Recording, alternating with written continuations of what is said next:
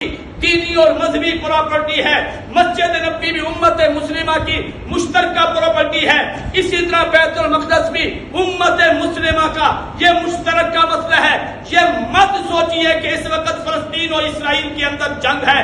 اب اس کو اس نگاہ سے دیکھیے کہ اس وقت مسلمانوں اور کافروں کے درمیان جنگ ہے.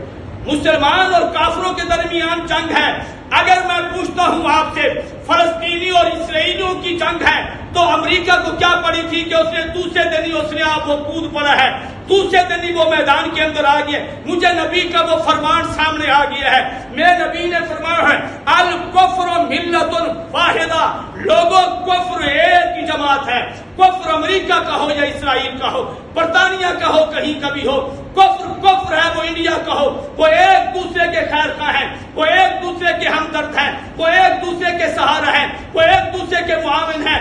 کفر تمہارا سہارا نہیں بن سکتا, کفر تمہارا معاون نہیں بن سکتا, کفر تمہارا خیر خواہ نہیں بن سکتا. اگر کفر ایک مٹھی ایک جان ہے تو پھر مانیے مسلمان بھی ایک مٹھی اور ایک جان ہے. یہ بالکل غلط جملہ ہے کہ فلسطین اور اسرائیل کے درمیان جنگ ہو رہی ہے, یہ ان کا مسئلہ ہے. نہیں نہیں نہیں نہیں, اگر ان کا مسئلہ ہوتا میں اس پر حدیث پیش کرنے لگا ہوں, اور میں اس پر ذمہ داری سے حدیث پیش کرنے لگا ہوں, اور میں ذمہ داری سے اس کو پیش کر کے کہتا ہوں کہ آپ کسی بڑے عالم سے تحقیق کریں آیا یہ حدیث ہے یا ایک طالب علم نے ویسی یہ بات خطابت کے انداز میں کہہ دی ہے. دیوبندی سے پوچھئے, بریلوی سے پوچھئے, اہل حدیث سے پوچھئے, وہ کہیں گے یہ حدیث ہے. میں نے دعویٰ یہ کہا ہے کہ یہ فلسطین یہ بیت المقدس جو ہے یہ فلسطینیوں کا مسئلہ نہیں ہے, یہ امت بولو امت مسلمہ کا مسئلہ ہے. یہ ہمارا مسئلہ ہے, یہ تیرا مسئلہ ہے, یہ میرا مسئلہ ہے, ہر ایک کا مسئلہ ہے. کیوں؟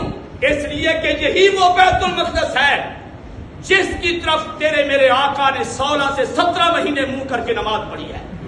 ہمارا وہ قبلہ ہے, ہم اسے قبلے کی نگاہ سے دیکھتے ہیں, وہ الگ بات ہے. بعد میں منسوخ ہو گیا, بیت اللہ قبلہ بن گیا, لیکن 16-17 مہینے بھی تو میرے نبی نے اس طرح منہ کر کے نماز پڑھی ہے, صحابہ کرام نے نماز پڑھی ہے. پھر یہی وہ بیت المقدس اور یہی وہ مسجد اقصی ہے کہ اللہ اپنے محبوب کو جب معراج کراتا ہے تو مسجد وہاں سے مکے سے آسمان پہ نہیں اٹھاتا, مدینے سے آسمان پہ نہیں اٹھاتا, بلکہ مکے سے وہاں سے چلاتا ہے. 1300 کلومیٹر کا سفر جو ہے وہ رات کے تھوڑے سے حصے میں طے کرا کے اپنے محبوب کو بیت المقدس لے جاتا ہے, مسجد اقصی کے اندر لے جاتا ہے. مسجد اقصی کے اندر اذان دلائی جاتی ہے, مسجد اقصی کے اندر انبیاء کو سوری جسم دے کر وہاں سب کو لایا جاتا ہے. مسجد اقصی کے اندر سب کو مقتدی بنا کر, میں نبی کو مقتدا بنا کر مصلی پہ کھڑا کر کے تمام نبیوں کی امامت کرائی جاتی ہے. میں نبی نے وہاں امامت کرائی ہے, میں نبی وہاں سے پھر آسمان پہ گئے ہیں. تو معراج کے واقعے کے ساتھ بھی بیت المقدس کا تعلق ہے, مسجد اقصی کا تعلق ہے. مسجد اقصی کی فضیلت میرے نبی نے بیان کی ہے. میرے نبی نے فرمایا لوگوں مسجد اقصی کی طرف گیا کرو, وہاں نماز پڑھی کرو. یہ ملک شام, یہ بیت المقدس, یہ فلسطین کا جو سارا علاقہ ہے, آپ نے فرمایا یہ حشر نشر کی زمین ہے, یعنی قیامت یہاں برپا ہوگی, میدان قیامت یہاں لگے گا, یہاں ترازو لگایا جائے گا, جو لوگوں کی نیکیوں اور برائیوں کو تولا جائے گا. یہ حشر نشر کا مقام ہے, حشر نشر کی زمین ہے, یعنی زمین سے نکل کر اسی زمین پہ حساب و کتاب ہونا ہے. یہ سرزمین انبیاء ہے, یہ سرزمین ابراہیم ہے, یہ سرزمین حضرت لوط علیہ السلام ہے, یہ سرزمین حضرت داؤد علیہ السلام ہے, یہ انبیاء کی سرزمین ہے. بیت المقدس کو تعبیر کرنے والا میرا نبی ہے حضرت یعقوب. میں اس کی نبوت کو مانتا ہوں کہ اپنے نبی کا اپنے وقت کا سچا نبی تھا, میں اس کا احترام کرتا ہوں. وہ مواحد تھا. یاد رکھیے باپ کی پراپرٹی کا وارث اس کا بیٹا ہوا کرتا ہے, کوئی اور نہیں ہوا کرتا. حضرت یعقوب اس کی پہلی تعمیر کرنے والے ہیں, پھر حضرت داؤد نے اس کی تعمیر کی ہے, پھر حضرت سلیمان نے اس کی تعمیر کی ہے. پھر آج دیکھتے ہیں یعقوبی عقیدہ تمہارے پاس ہے تو تم یعقوب کی اولاد ہو, اگر داؤدی عقیدہ تمہارے پاس ہے تو تم داؤد کی اولاد ہو, اگر سلیمانی عقیدہ تمہارے پاس ہے تو تم سلیمان کی اولاد ہو, اگر وہ عقیدہ ہمارے پاس ہے تو پھر ہم اس کی اولاد ہیں. ان ان کا عقیدہ کیا تھا؟ عقیدہ توحید تھا.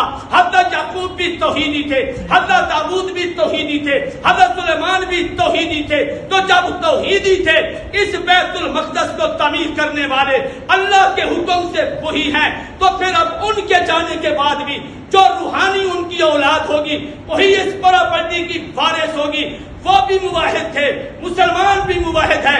اس لیے یہودیوں تمہارا تو کوئی اس سے تعلق نہیں, کیونکہ تم شرک کرتے ہو, تم مشرک ہو, تم کافر ہو. کافروں کا کسی نبی سے کیا تعلق, مشرک کا کسی نبی سے کیا تعلق؟ تم کیسے اپنے آپ کو سلیمانی کہہ سکتے ہو؟ سلیمان نے تو کفر نہیں کیا. قرآن میں اللہ فرماتے ہیں فما کفر سلیمان, سلیمان نے کفر نہیں کیا, حضرت سلیمان کافر نہیں تھے, تم کافر ہو. تو اس لیے یہ بیت المقدس تمہاری پراپرٹی نہیں ہے, حضرت سلیمان کی پراپرٹی تھی. اس کے بعد پھر ہم اس کے مشن کے پاسدار ہیں, ہم اس کی روحانی اولاد ہیں, یہ ہماری پراپرٹی.